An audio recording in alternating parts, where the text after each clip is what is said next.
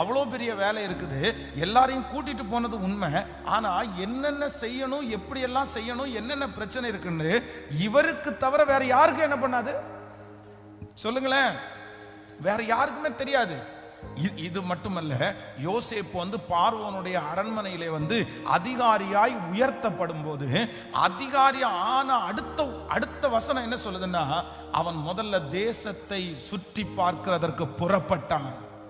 தேசத்தை சுற்றி பார்க்கிறதற்கு புறப்பட்டான். ஏன்னா அவனுக்கு கொடுக்கப்படுகிற வேலை குடோன் கட்டுற வேலை.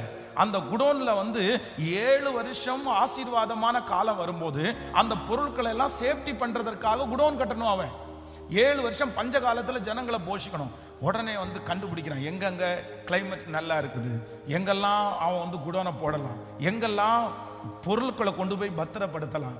இதை கண்டுபிடிச்ச உடனே நான் நம்புறேன் 7 வருஷம் பஞ்சகாலம் அந்த எகிப்திற்கு ஒரு ஆசீர்வாதமான காலமாய் அமைந்தது. ஹல்லேலூயா, ஹல்லேலூயா. ஆண்டவர் சொல்லுகிறார், கண்டுபிடிங்க. நீங்க ஏன் இப்படி இருக்கிறீங்கன்னு கண்டுபிடிங்க. உங்க வீட்டில் ஏன் இது நடக்குதுன்றத கண்டுபிடிங்க. ஏன் கண்டினியூவா இந்த நஷ்டம் அப்படின்றத கண்டுபிடிங்க. நீங்க எழும்பாம இருக்கிறதுக்கு காரணம் என்னன்றத கண்டுபிடிங்க. உங்க கணவனார் கோவிச்சுட்டு போனதுக்கு காரணம் என்னன்னு கண்டுபிடிங்க. உங்க மனைவி கோவிச்சுட்டு போனதுக்கு காரணம் என்னன்னு கண்டுபிடிங்க. நீங்க கண்டுபிடிக்கிறவர்களா இருப்பீர்களே ஆனால் உங்களுடைய குடும்ப வாழ்க்கை, உங்களுடைய அனுதின அந்த உலக வாழ்க்கை ஹல்லேலூயா ரொம்ப நேர்த்தியாய் நடக்கும்.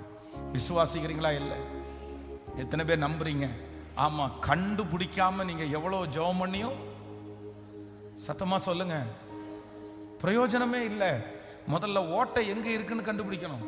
ஓட்டை எங்க இருக்குன்னு கண்டுபிடிச்சு அடைக்காம நீங்க என்னதான் தண்ணியை உள்ள நிரப்பினாலும் அந்த தண்ணி நிற்க போறது இல்லை. அதனால அது நம்மிடத்துல இருக்குதா, அது இன்னொரு இடத்துல இருக்குதா, நம்ம மாறணுமா, அவங்க மாறணுமா, அவங்கள மாற்ற முடியலைன்னா நம்ம எப்படி மாறுறது? இதை சின்ன சின்ன விஷயத்தை கண்டுபிடிக்கிறவங்களுடைய குடும்ப வாழ்க்கை சமாதானம் வரும் பாருங்க. அவ்வளோ பெரிய சமாதானம் உங்களை கிருபையாய் ஆளுகை செய்யும்.